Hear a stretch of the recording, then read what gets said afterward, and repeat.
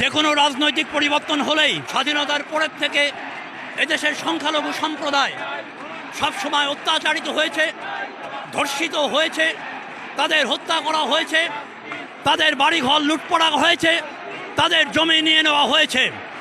এবং এই বৈষম্যবিহীন আন্দোলনের পরে আমরা আশা করেছিলাম সারা পৃথিবীব্যাপী একটা বৈষম্যবিহীন আবহাওয়ার সৃষ্টি হবে, কিন্তু এই আন্দোলনের পরেই আমরা দেখতে পেলাম এদেশের সংখ্যালঘু সম্প্রদায় ধর্ষিত হলো, তাদের হত্যা করা হলো, তাদের বাড়িঘর লুটপাট করা হলো।